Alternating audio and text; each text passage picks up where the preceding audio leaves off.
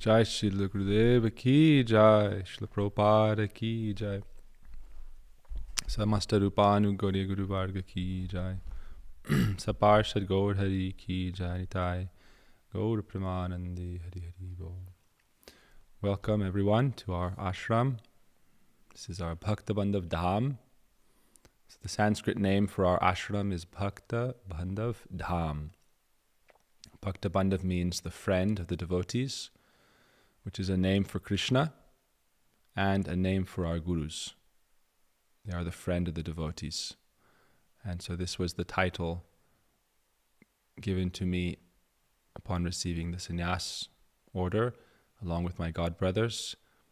And it is a constant reminder to serve our Srila Gurudev and endeavor to be a friend of the devotees and a servant of the devotees. And so that is the purpose of our temple here. We have our temple online as well. So for devotees joining from around the world, please accept my pranams. Tonight we are going to be discussing a little bit from this very beautiful book called Vilapa Kusumanjali, which means a bouquet of flowers offered as prayers in lamentation to our Ishtadev, the object of our love and worship, Sri Radha and Sri Krishna, particularly to Sri Radha, the counter whole of Sri Krishna, the feminine counter whole, who is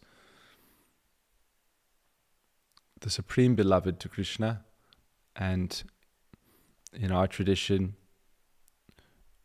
the souls can aspire to enter the realm of her service and in that way assist her in her pastimes of pleasing Lord Krishna. So these prayers are flowers, Kusumanjali, a bouquet of flowers. And they are the lamentations of the heart of the practitioner who is aspiring for the service of Sri Radha. So this is important for us to understand. Soon our Gurudev's appearance day is coming, and our dear friend here will be receiving a name that is in line with this mood of Srila Gurudev. And so it's important to have an understanding of this highest rasa. A rasa means a relationship with God. And so the rasa of serving Krishna in a conjugal mood, a mood as a gopi, but directly in line with the service of Sri Radha. There's a verse by our Bhakti Vinod Thakur, Athapa rohita surai nahi jani, Radha anadhar koro abhimani. That Krishna is described to be like the sun, and Sri Radha is the rays of the sun. So in order to see the sun, you must take shelter of the rays of the sun. So you cannot approach Krishna without Sri Radha. Whichever rasa you want to serve Krishna in, without the grace of Sri Radha, you cannot achieve that position. Because she is the ultimate abode of prem, divine love for Krishna, and we are all aspiring for Krishna prem. So Krishna is the son of the supreme consciousness, the supreme Lord, but Radha is the son of divine love for Krishna. And so we take shelter of Sri Radha. Vilap means crying, weeping, and weeping, and weeping. And in this way, our author of this book, Raghunath Das Goswami, is offering prayers as flowers at her feet, praying for loving acceptance. He prays, Tavaivasmi, Tavaivasmi, Najivami Tvaya Vina, Iti Vigyaya Radhe Tvam, Nayamam Charanantike. I am yours, I am yours. I have no other but you. Knowing this, O Sri Radhe, O effulgent Supreme Goddess, please accept me in your service. So our Gurudev gave a very beautiful commentary on this. And the first verse is a very mysterious topic. Tvam rupa manjari saki pratita purismin pungsa parasya varanam nahi pashyashiti Bimba darekshanam anagata bhatrikaya yatte vyadai kimutachchuka pungavena. So we're going to discuss a little bit of our Gurudev's commentary. The translation goes, O my dear friend, Rupa Manjari, who is the chief of Sri Radha's maidservants, you are well known in Raj, Krishna's home, land, for not even looking at the face of any man other than your husband. Therefore, it is surprising that your lips, red like Bimba fruits, have been bitten, even though your husband is not at home. Has this been done by the best of parrots? So this is in the land of Vrindavan. The residents there have a sort of Parakiya rasa, which means this very sweet, indirect love. Direct, but it is curving like a river. Because this is the nature of the sweetest love when it is not bound by any restriction. Unrestricted love. And yet at the same time, there is an effort to restrict love. But it is boundless. It is described in that realm, the more you try to control and contain love, the more it is free. The more you try to obstruct love, the more it breaks free and blossoms and goes higher and higher. So Parakiya means indirect. So the highest form of this Parakiya rasa or paramour love is the gopis with Krishna, Sri Radha with Krishna, but also the manjaris, the maidservants of Sri Radha. Because Sri Radha has the direct relation with Sri Krishna, but the manjari's relation is indirect through Sri Radha. And yet, as we're going to hear in this commentary of our Gurudev, sometimes Sri Radha will directly arrange for Krishna to have some interaction or attempt to meet with the manjaris. This is described here. So this is a very exalted topic. The main thing is we should not superimpose any of our mundane ideas and intelligence upon that divine realm. We're speaking of Krishna's eternal realm of loving pastimes beyond material time and matter and all the dualities of the material energy that cause suffering. This is the nature of the transcendental realm that is full of bliss and love beyond samsara. So when we talk about the sweet path to the sweet path beyond samsara, it's the sweet path beyond samsara to that eternal land of Vrindavan. It's not the sweet path beyond samsara to a state of void. We're not aspiring to a state of void. We're aspiring to the realm of Sri Krishna, where he is performing eternal pastimes with his eternal beloveds. So, this is a very indirect form of glorification. He is glorifying his Guru by speaking about the Guru's highest form in the service of Sri Radha and Krishna as a maidservant. And saying that how is it that your lips have been bitten, even though your husband is away from home, and we know how chaste you are. You're supremely chaste. So why is it that your red lips have a bite?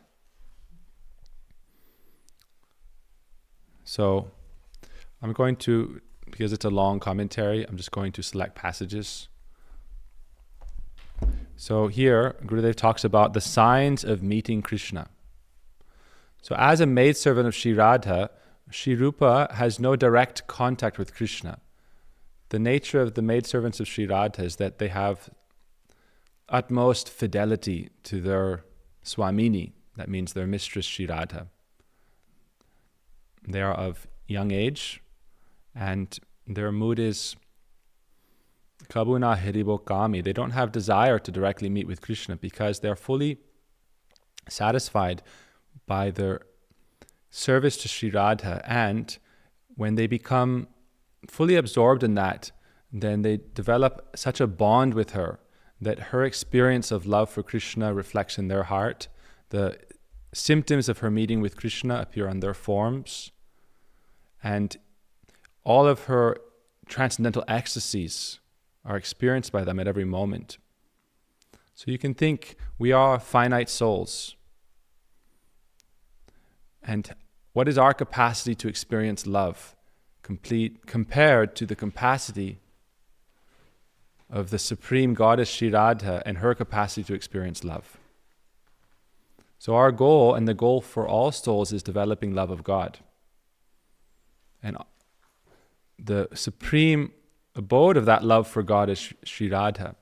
And therefore her capacity to experience love of God is infinitely greater than ours as finite souls. It's a bandwidth. How much can we experience? Yet, if you enter that position as the maidservant of Sri Radha, then her infinite experience of the bliss of love for Krishna reflects in your consciousness and in your heart at every moment, and causes you to experience a bliss that is unimaginable in our material conditioned state. And this secret is present in the verses that Sri Chaitanya spoke, where he said that you will enter an ocean of bliss where you will be immersed, and at every step you will taste nectar that is ever increasing. That means that as the servant of Sri Radha, in every moment of her blissful relation with Krishna, all of her transcendental ecstasies will reflect in your heart and also even on your form.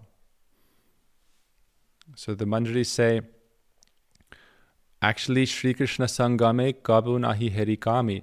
I have no desire for personal meeting with Krishna because I'm fully satisfied by my service to Sri Radha, and I'm always experiencing her love and their relationship.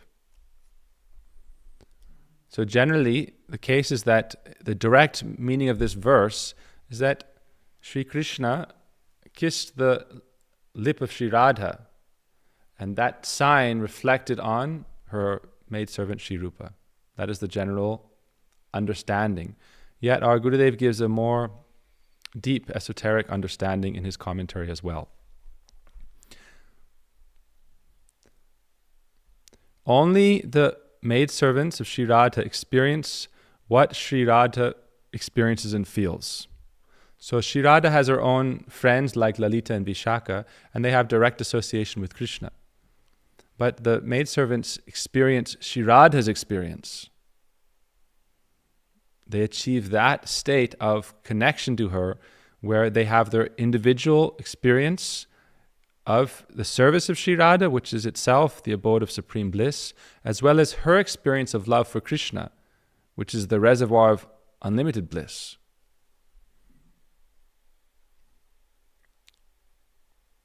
What Sri Radha experiences and feels, all these symptoms are clearly visible on the body of Sri Rupa. This is a very, very high conception, but our Vrindavan Brahmachari has been asking about this topic indirectly and directly for some time, so we are going into it. What is the difference between Krishna Prem, love for Krishna, and Radha Prem, love for Sri Radha? Krishna has supreme love for Sri Radha has supreme love for Krishna, and her maidservants in the category of Radha Dasyam, the service of Sri Radha, they experience the bliss and love of serving Sri Radha as well as her love for Sri Krishna. Therefore it's called Tat Tat Bhav Ichamai, that they experience her moods and desires in the service of Krishna.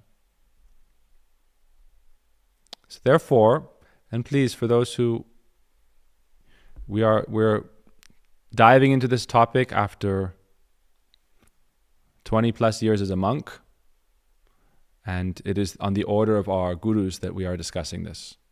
So this is not any kind of mundane, sentimental eroticism. This is not any kind of material lust or infatuation. This is the highest topic of transcendental love in that eternal realm, as experienced and realized by our lineage and our realized masters.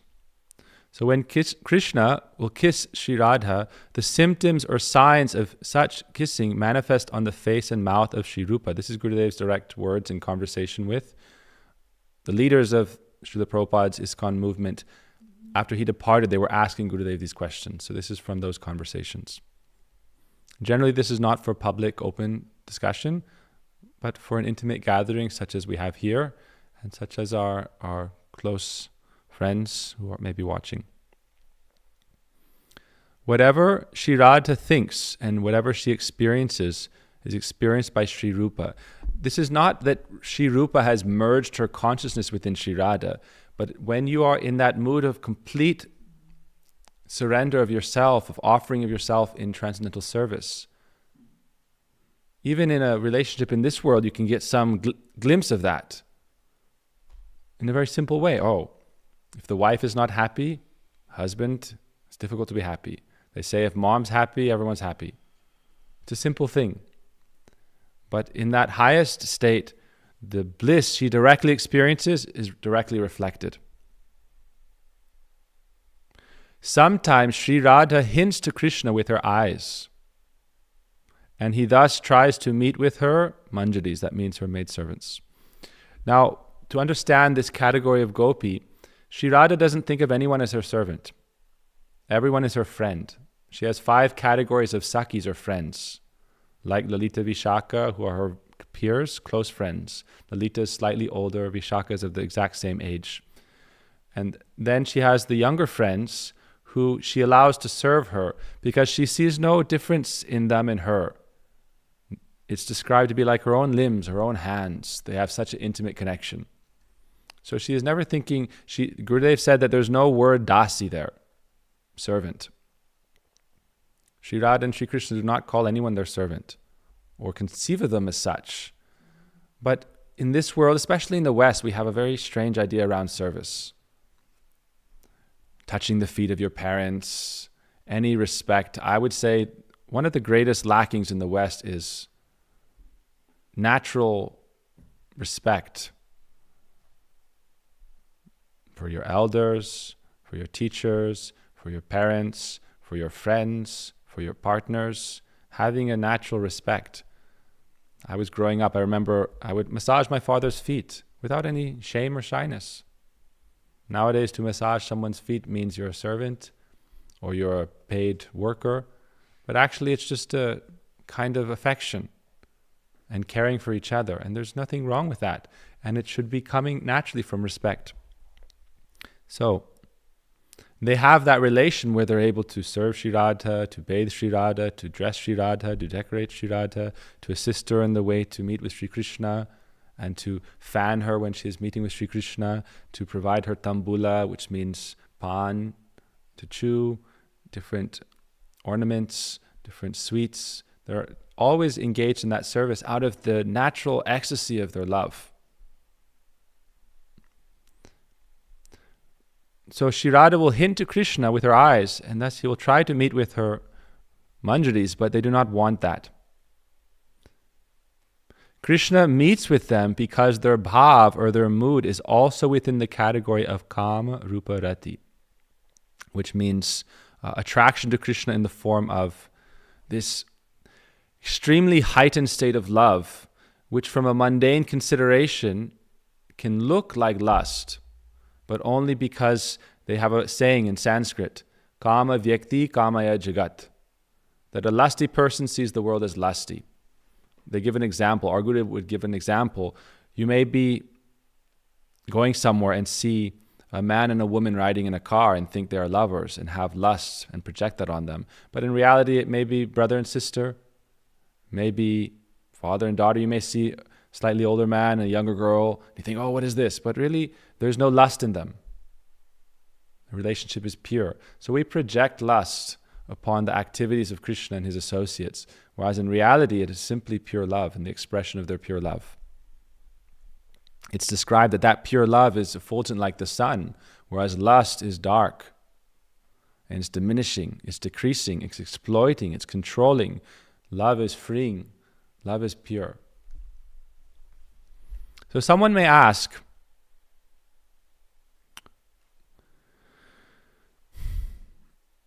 they have a question here that their translation of the verse doesn't talk about this, but that's just because the translator doesn't properly know Sanskrit or is trying to hide the meaning. But the meaning is very apparent in the Sanskrit verse. So Gurudev says,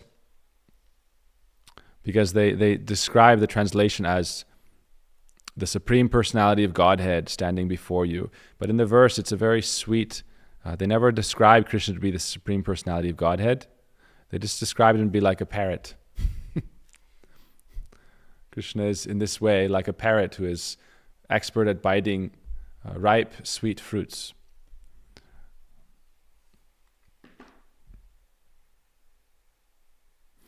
And also the nature of our Guru Varga is that when there's limbs of bhakti by Rupa Goswami, and first is to take shelter of the spiritual master, receive that mantra initiation, and learn about how to develop your relationship with Krishna, and then to follow the footsteps of the previous acharyas, the saints, as guided by your spiritual master, and then develop intimacy, Vishrambena Guru Seva, develop intimacy with Guru. And when that intimacy reaches pure transcendent state, then you can have a relation with Guru where you may even speak in a very glorifying and yet almost provocative way.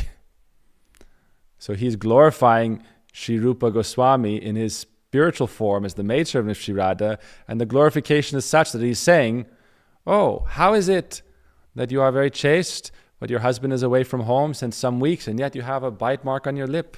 Perhaps this was done by the best of parrots. This is how he is glorifying his Guru. So this is there because ultimately our goal is not pure reverence. Our goal is pure sweetness. That is the wealth of the spiritual world. It's pure sweetness. Reverence is limited. Respect is the base, the foundation, and it's also the roof. But the heart and soul is sweetness.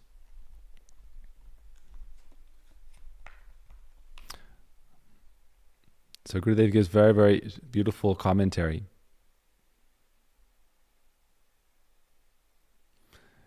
He is glorifying Rupa Goswami, who is one of the chief associates of Chaitanya Mahaprabhu, the chief disciple of Chaitanya Mahaprabhu, who wrote so many beautiful texts. But he is glorifying him as a Sakhi, as his position as Sri Radha's maidservant. And he prays to Sri Radha, all my prayers for service are like flowers. I am making a garland of all these flowers, and I am scenting them with the tears of my eyes. So all these prayers are connected to Radha and Krishna, but he is only seeing Sri Radha. We'll sing a song at the end that is about these moods.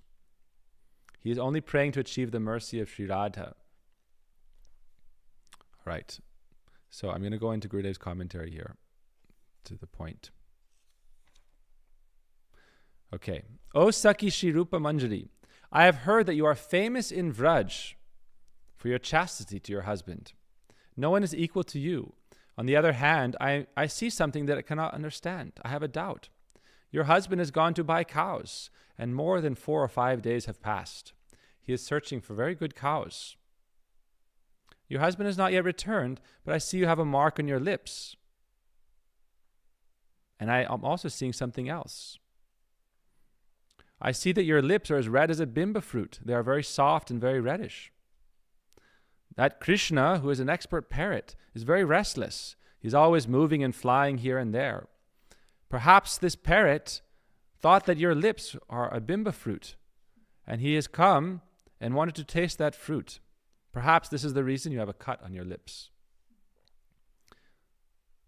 So why is Srila Raghunath Das speaking in this way? His words are connected to a pastime. So these are not my words. This is not my teaching. This is the direct teaching of Srila Gurudev. He had previously gone to Rupa Manjari. So this is as we spoke about the other day, Diksha kale bhakta kare atma samarpana se kale Krishna tare kare atma sama se deha karitar chiranandamoya prakriti detar charana bhajai. When you take initiation and receive the mantra and chant that mantra sincerely while developing in the limbs of bhakti, then in due course the soul blossoms into its spiritual identity and form. And that may be in that form as a maidservant of Sri Radha, maybe in the form of a cowherd boy friend of Krishna, maybe in the form of parental relation, if you are aspiring for that realm of Braj and that is in your nature. There are many other, realms and possibilities, but this is that specific kind of connection. So when you realize that in your internal state, then when you give up this body, you achieve that state in the spiritual realm. That's called Vastu Siddhi. And the gurus who are perfected all can be praised in that form directly. So we have this temporary body, but we have our eternal spiritual form that is part and parcel of our nature. And that is what we are seeking to realize. And upon the realization of that form, we can truly serve Krishna. That's why it said, Se kale Krishna tare kare atma sama. At that time, Krishna gives you a body that is divine. And in that way, you can relate with him directly. Here we are relating with Krishna as his deity form, as his name, as service of his devotees. But in that realm, we can directly relate. Everyone likes this topic? It's okay? We can keep going? So, Gurudev tells a story. Perhaps it was at the time of the Rasa dance, and shortly after that dance was performed, they met. The inner meaning of her statement is, I see today that Krishna has come and met you, and therefore your lips are cut. Can you describe what happened? So this is now Raghunath Das in his perfected form as Rati Manjari is speaking with Rupa Manjari. So this verse, when he's speaking this verse, he's not speaking as Raghunath Swami in his male form. He's speaking in the spiritual form and relating with Sri Rupa in that understanding. And Gurudev said that is connected to a pastime. And Rati Manjari says we have Rati Manjari here on the left and Rupa Manjari here on the right. This is Rupa Manjari next to Gurudev and Rati Manjari next to Srila Prabhupada.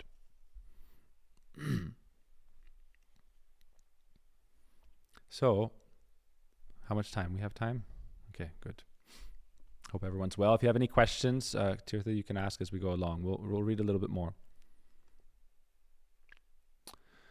So, I see today that Krishna has come and met you, and therefore your lips are cut. Can you describe what happened? At once, Rupa took Rati in her arms and began to remember that pastime. She could not answer directly. She was very shy. But with her eyes and her mood, she said, yes, Krishna has done this. It may be said that Rati Manjari is doing pranam by this prayer. She's offering obeisance and respect. But actually, there's no word pranam or obeisance in this verse. Her mood and her prayer is much greater than obeisance. There's a higher thing than reverence. It's pure, unadulterated love. That is the highest respect. Pure, unadulterated love. One-pointed, spotless prema. And that love manifests naturally as in the form of respect. Hearing her poetic words, Rupa Manjari at once became so glad. So sometimes it's described, now Prabhuji in his commentary, he writes that Krishna was, I gave a series of talks over like 60, 70 talks on this book before. And, I know we're going to be talking about many different subjects. So this is an important point to understand. Sri Krishna was searching for Sri Radha, and seeing Sri Rupa, he mistook her for Sri Radha. Why? This is the nature of the Tathmata. When you become so one at heart with your object of devotion, then their characteristics, their expressions may reflect on you. And Krishna in his divine state of love, which can also exhibit the form of ecstasy, which comes to the state of apparent madness, then he is so eager for meeting with his beloved that he can mistake her maidservant for Sri Radha directly. And this is an important understanding that ultimately for Krishna, there's only one beloved, and that is Sri Radha. Krishna is ultimately supremely chaste. Therefore Krishna says, I am brahmachari. I am a monk.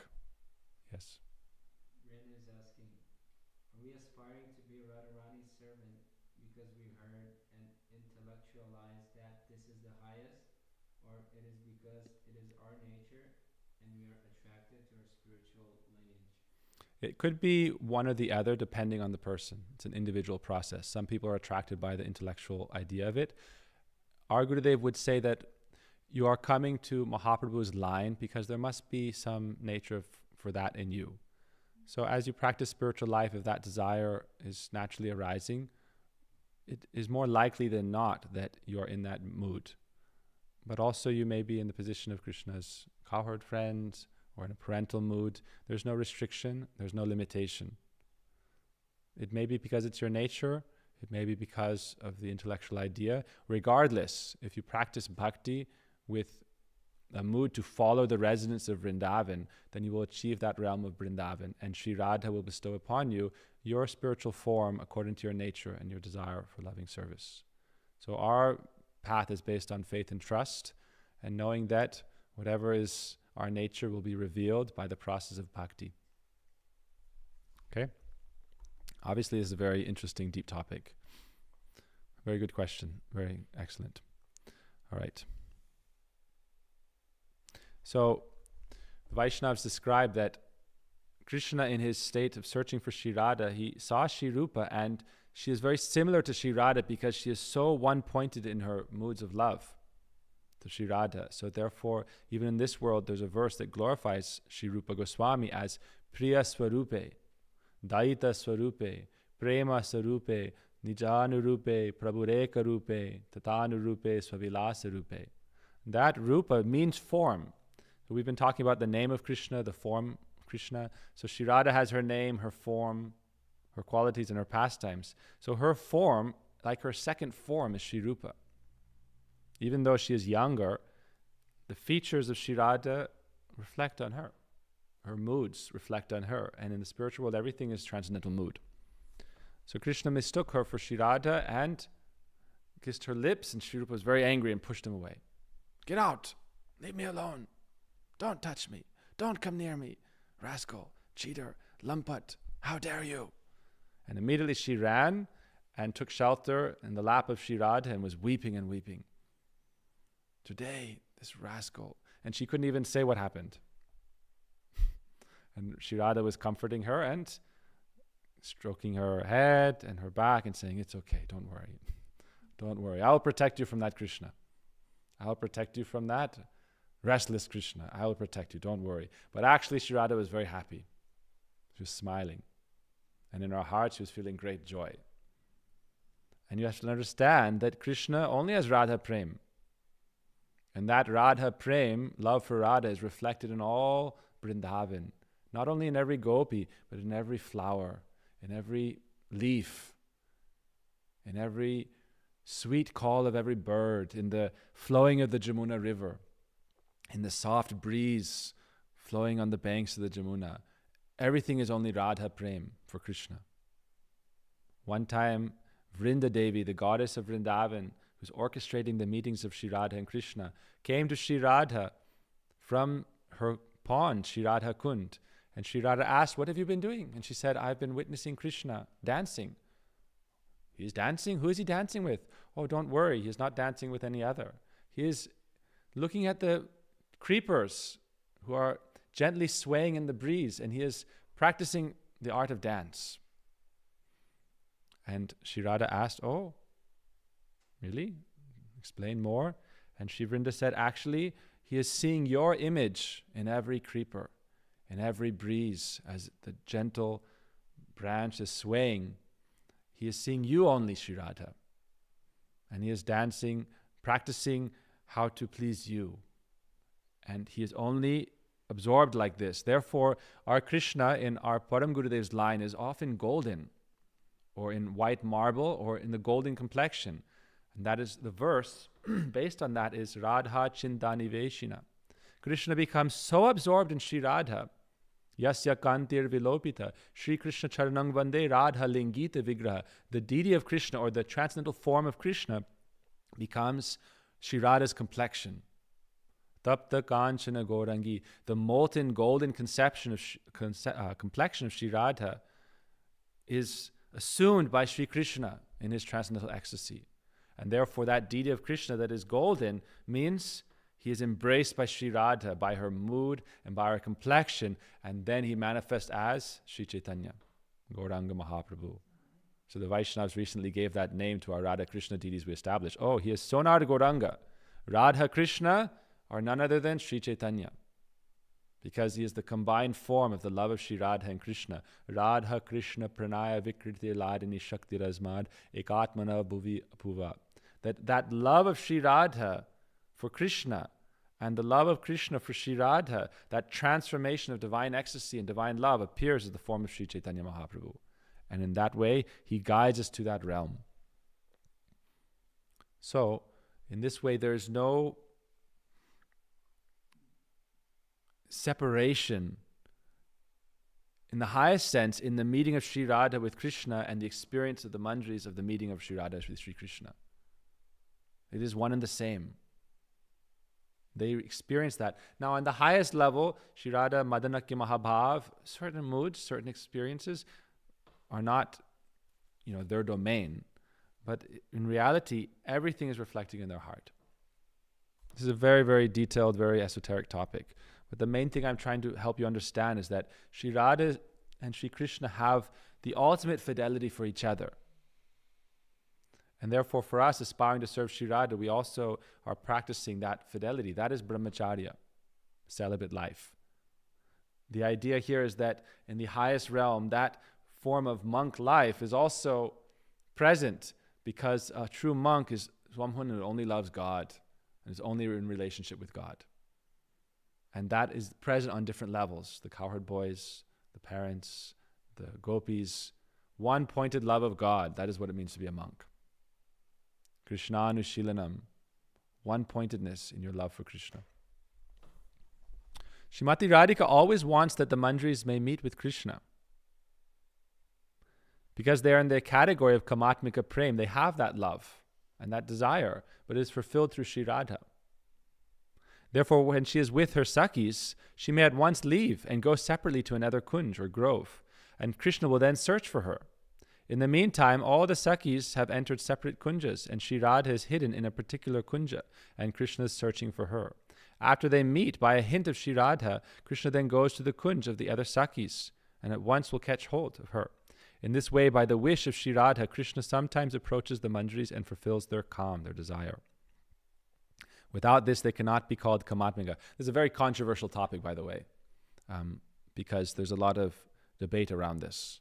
But this is established by our Gurudev in line with Srila Rupa Goswami, Srila Vishwanath Chakravarti Thakur, and our Gaudiya Guru Varga. Any questions? Okay, I'll finish this paragraph and then we can do.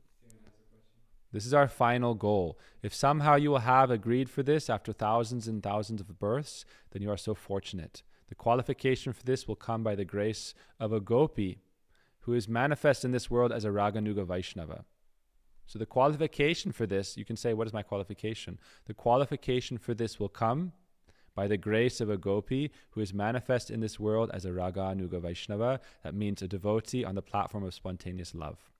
And that time it will be very easy to remember all the prayers and pastimes. Now it is not easy to remember, but at that time remembrance will very easily come automatically, as if by force, without any endeavor. So hearing, chanting, and remembering, we are struggling to remember Krishna. I will remember Krishna. At that time, remembrance of Krishna is a flood of divine ecstasy flooding your consciousness. Stephen? Yeah, it was just back to the point when you were talking about single-pointed focus on God and the relationship playing out as like cowherd boy, parental affection. But couldn't that also be in the form of lover as well? Yes. That is what we're discussing. Yes, that is the Sakhi position. That is also there. Any questions from our devotees? Yes, Chandrika Mataji. But the Sakhis, they are feeling Radharani's love. It's not their own love for Krishna. It's also their own love. Oh, it is also. Yes.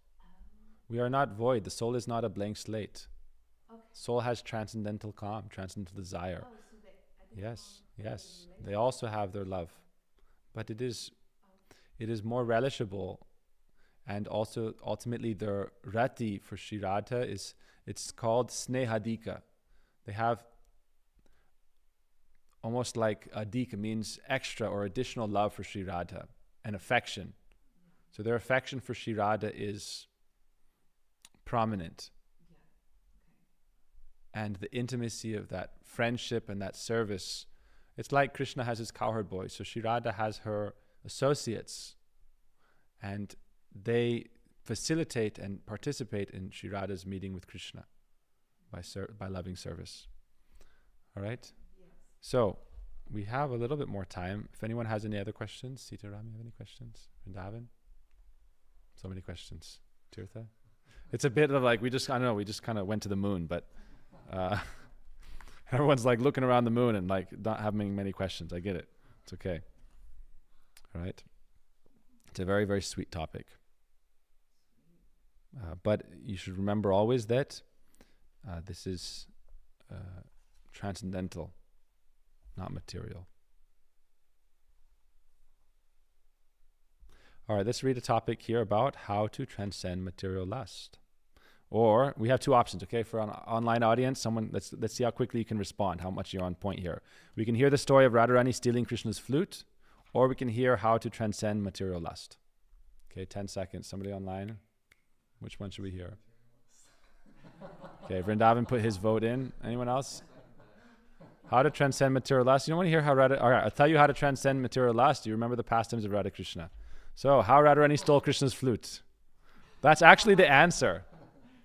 The answer of how to transcend material lust is, if anyone will hear and speak or read and remember all these pastimes of Krishna and Sri Radha's relation, the rasa, with great faith and hearing very deeply, then all worldly calm or mundane lust will disappear. Mahaprabhu gave this example of Ramananda Roy to Pranamana Mishra. I want to hear some Harikatha, Mahaprabhu said. I don't know any Harikatha, but I've heard from Ramananda Roy. You can go to him. So he wanted to hear the pastimes of Radha Krishna, and this is the way to transcend lust. Don't have any worldly conception about this. We should always be cautious to avoid even a trace of material conception. Pray to Yogamaya, the energy of the Lord, Krishna. Pray to Radhika and all her friends that no worldly idea will come in your heart by hearing and reading all these pastimes. This is not material.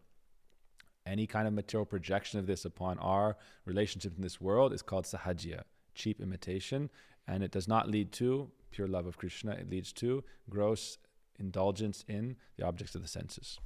So with that, now we will speak about Krishna, trying to break the mood of anger of Sri Radha, and then how Sri Radha steals Krishna's flute. And that will bring us to the end. Yes? When you're saying too fast, I can't focus reading it. Yes. If anyone will hear about the pastimes of Krishna and with the Braja Gopis with faith from an authorized source, then material lust will disappear and divine love will manifest. Now, again, this is a very elaborate, I'm trying to get into the pastimes here, but Bhaktim param bhagavati pratilabhya kamam. First, the sun begins to rise, then darkness begins to dissipate. So first, love for Krishna starts to come in your heart, and then lust and all other material desires will disappear. So therefore, the ultimate process to rid yourself of material lust is to develop divine love. All other processes are temporary fixes. You may do pranayama, breathing exercises, and it will control your senses. You may do yoga, and it will control your senses.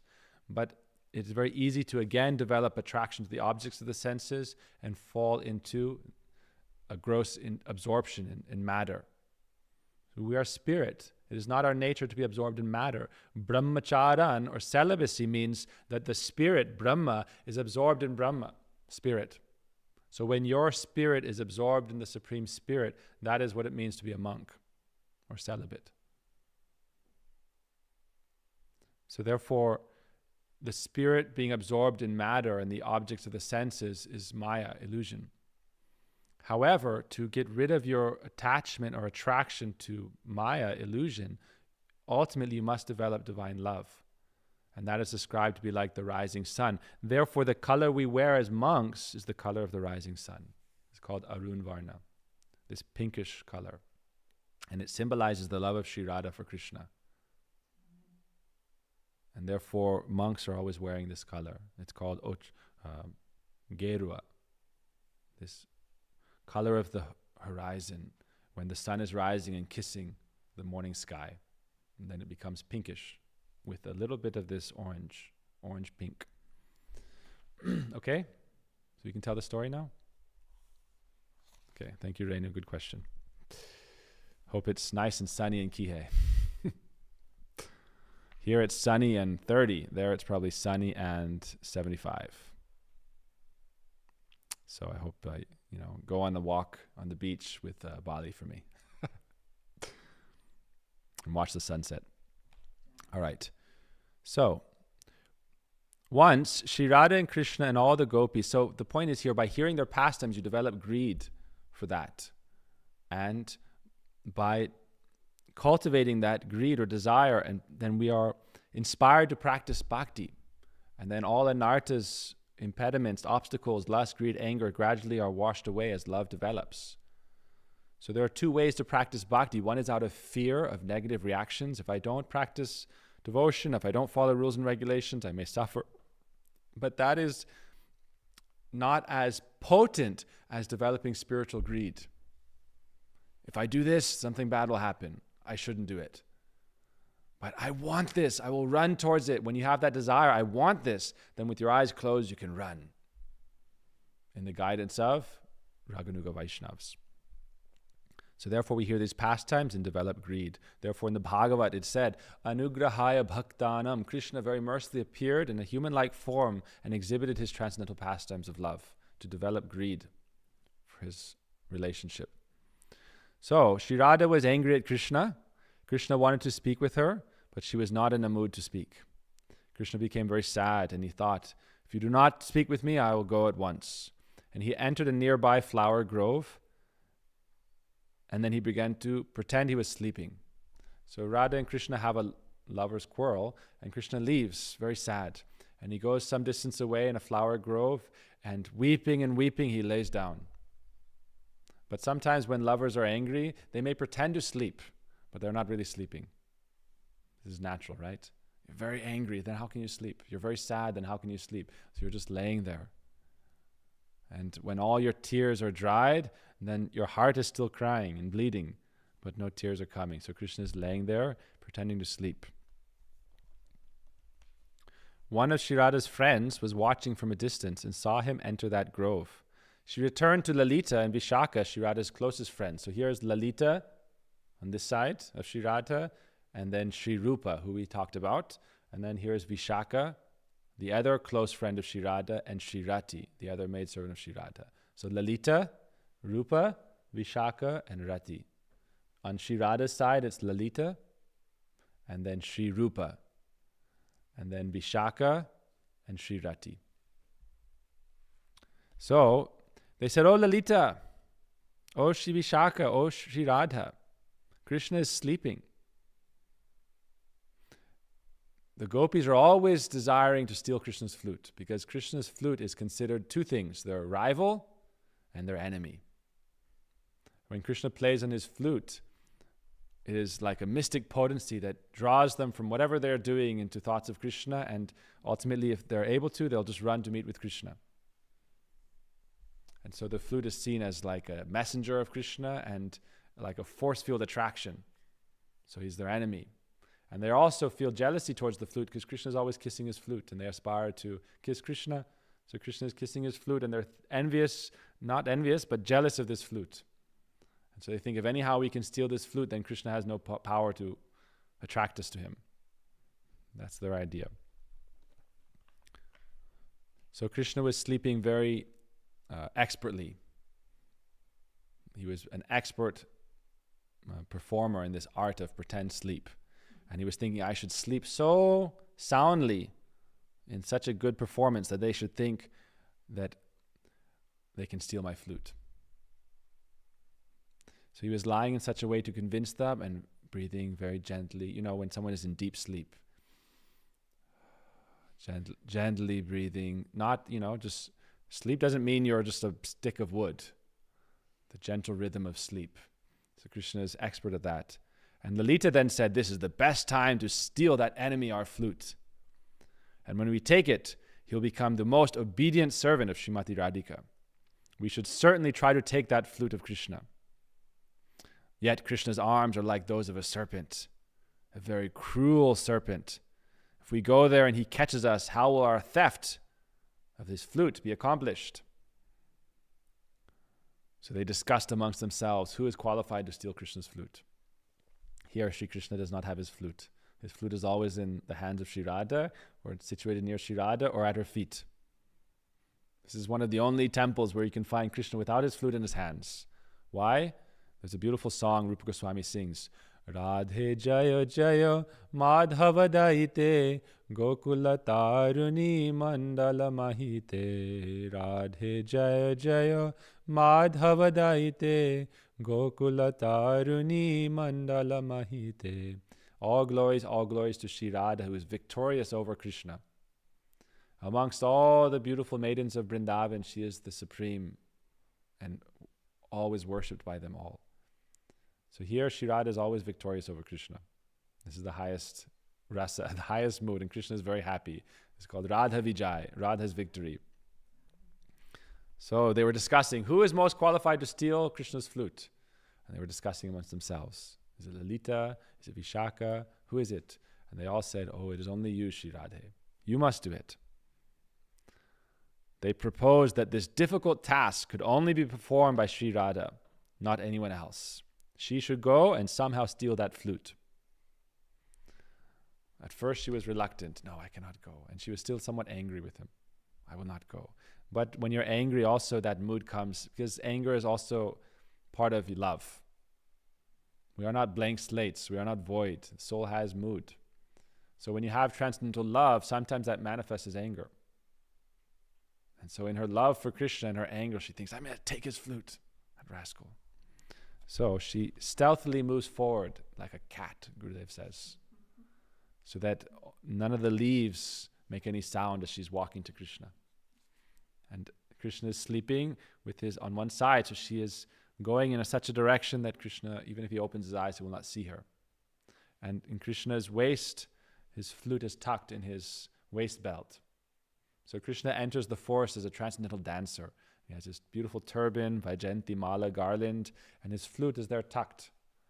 And sometimes it's, when you're resting, you're not tightly tucking your belt, When you rest, you unleash, you open your belt. So Krishna's cloth is not tight and his flute is not tight there. It's somewhat relaxed. And they see his flute is there and the flute is afraid.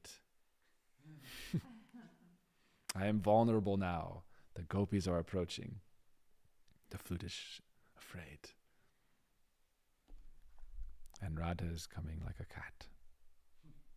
There's a very beautiful painting of this that Gurudev commissioned.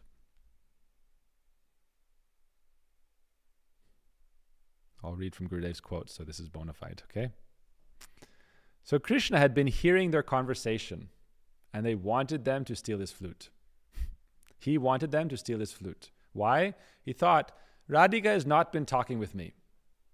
If she steals my flute, I will have an opportunity to meet and speak with her about so many things, in so many ways. I may even do something by force. I will ask, where have you kept my flute? I will catch hold of Sri Radha and 1, 2, 3, 4 others, and will search for the flute. So this is a very good rasa. So therefore Krishna was silent. He is laying there. We are discussing these things in our ashram. Okay, this is a kind of a side note, but why we are focusing on this is a monastic ashram. Because to discuss these topics, you must have a certain eligibility. To speak these topics, you must have a certain eligibility, and that means ultimately your spirit is absorbed in spirit and service of spirit, not material infatuation, not any cheap imitation. This is the domain of the monks, or those householders who have no attraction to material attachment or material lust. Therefore, Sukadeva Goswami and those in his line who have no material attachment, not even a cent of material attachment. They are the most eligible to speak this, and by hearing from them, material lust will go from our heart. So we hear from them with faith, and we also practice in that line. So Sri Radha was watching to see whether he was actually sleeping or only pretending. At first, Krishna was laying there and he had his hand on his flute because he knows. And he's very attached to his flute because his flute is his best friend, messenger, always calling the gopis to him. But gradually he is relaxing his hand so the flute is resting there. We have time? Yeah. How much time? 5 minutes? Yeah, 10 minutes. Okay. Haribo, everyone. So, Srimati Radhika very cleverly and silently crept up and took hold of Krishna's flute, and Krishna loosened his grip. So Krishna's hand on his flute was on his flute on his side, but when you're sleeping, your hand is a little relaxed, and so Sri Radha very gently removed the flute from Krishna's hand. Did she put anything No. in its place? No. And then very softly, quietly, she came back to her friends and gave the flute to her Saki, who then passed it to another gopi, who then gave it to another gopi. So they're very happy. Now they're all in possession of Krishna's flute.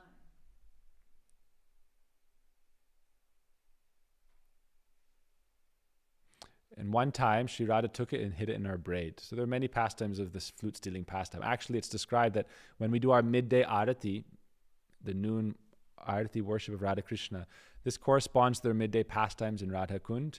And one of the pastimes they perform there is the stealing the flute pastime of stealing Krishna's flute. So it's an eternal pastime. So sometimes Sri Radha will place it in her braid.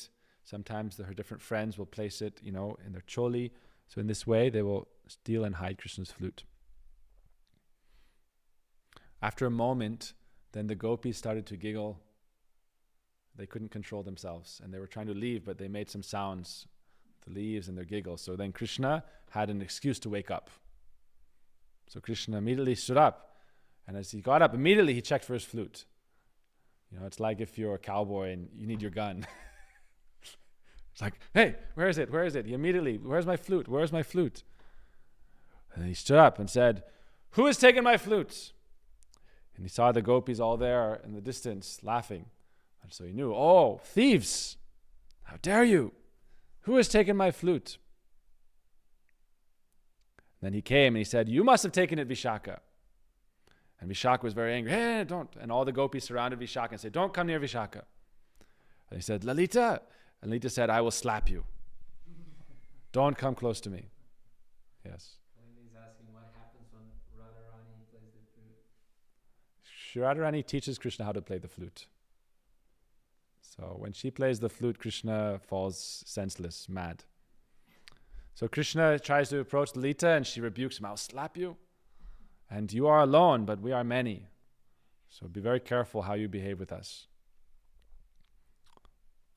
So Krishna then came and he tried to search.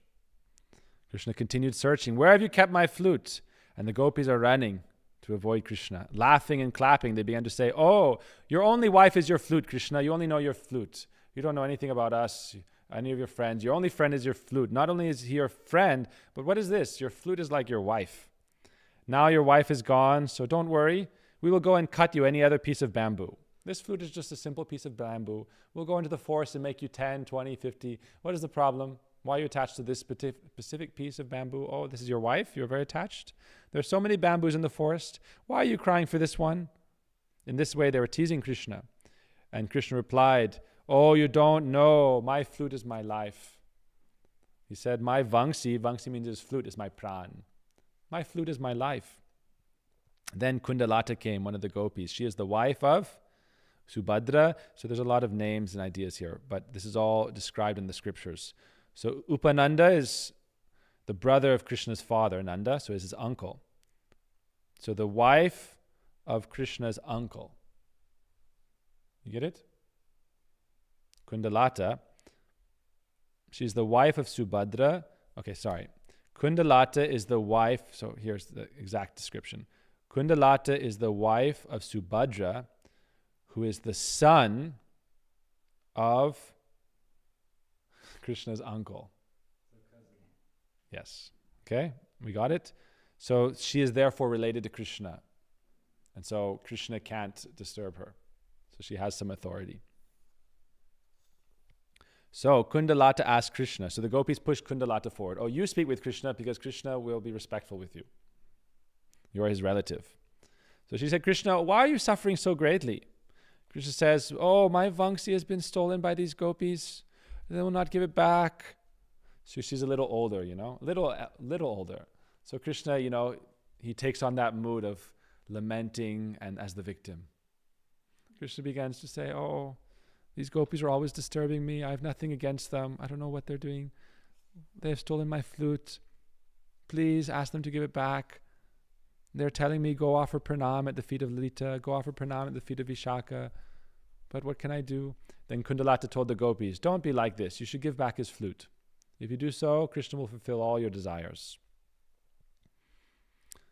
So there are so many details. Okay? There are so many pastimes like this.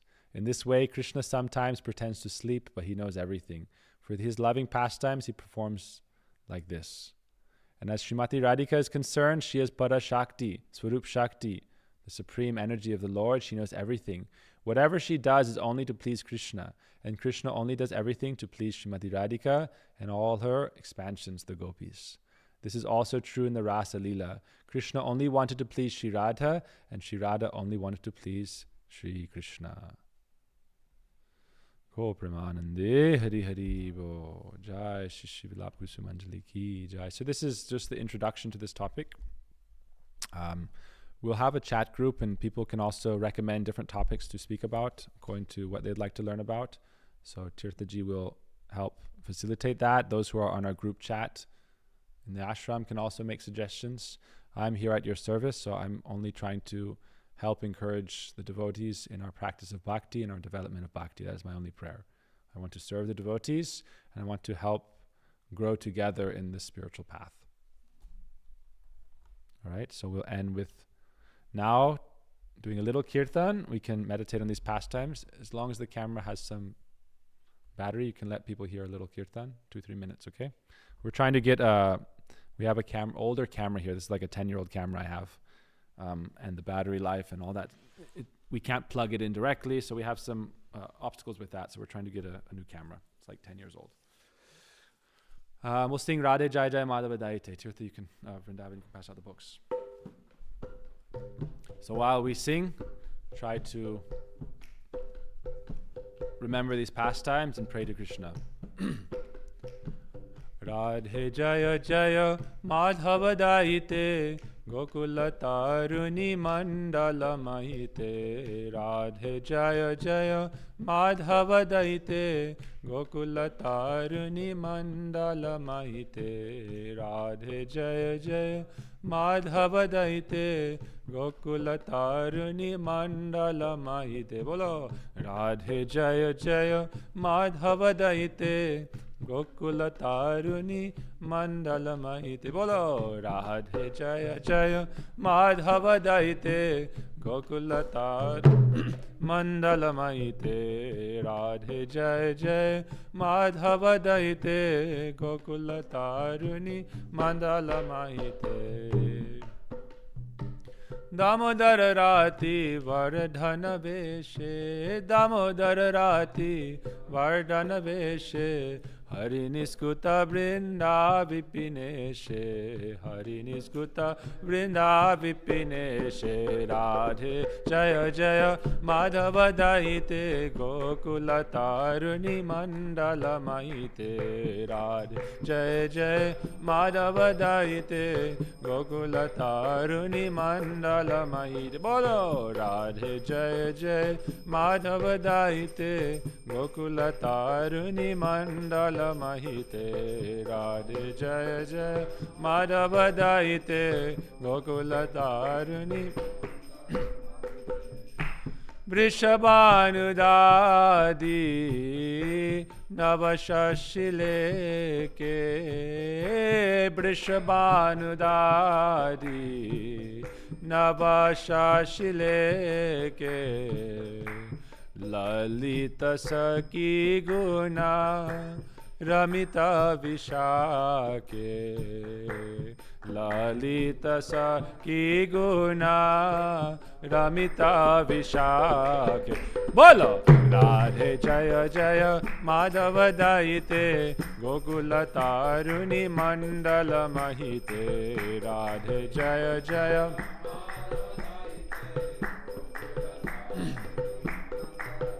बोलो राधे जय जय माधव दयिते गोकुल तारुणी मंडल महिते राधे जय जय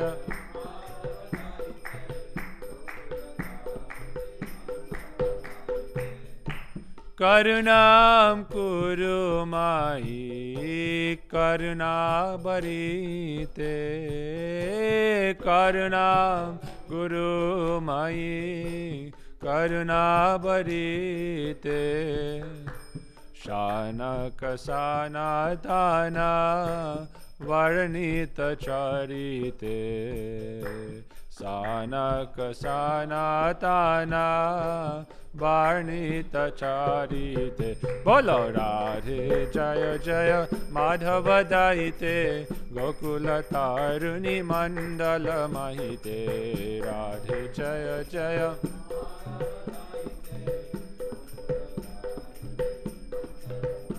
ओ राधे जय जय माधव दयिते गोकुल तारुणी मंडल महिते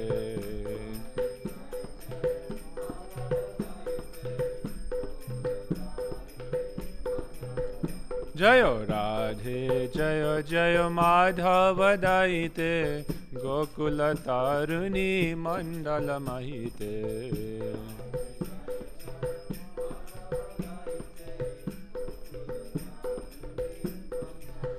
जय राधे जय राधे जय राधे जय श्री राधे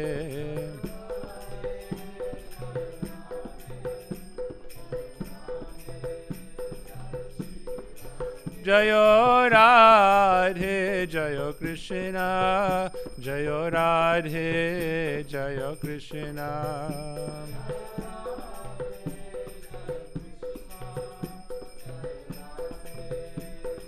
राधे राधे राधे जय जय जय श्री राधे राधे राधे जय राधे राधे राधे जय जय जय श्री राधे राधे राधे राधे राधे जय जय जय Shri Radhe Hare Krishna, everyone together. Hare Krishna, Krishna Krishna, Hare Hare, Hare Rama, Hare Rama, Rama Rama, Hare Hare. Oh, Hare Krishna, Hare Krishna, Krishna Krishna, Hare Hare, Hare Rama, Hare Rama, Rama Rama, Hare Hare. Nitai Gaur, Hari Bol, Hari Bol, Hari Bol, Nitai Gaur, Hari Bol, Nitai Gaur, Hari Bol, Hari Bol, Hari Bol, Nitai Gaur, Hari, Nitai Gaur, Hari Bol, Hari Bol, Hari Bol, Nitai Gaur, Hari Bol.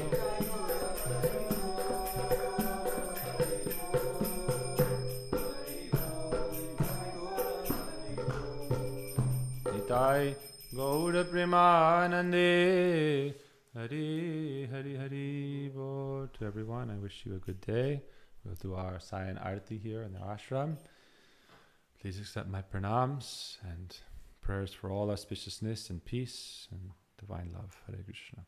Panchakalpatarubhishya kripa sindhuvevacha patitanang pavanebhyo vaishnavibhyo namo namo.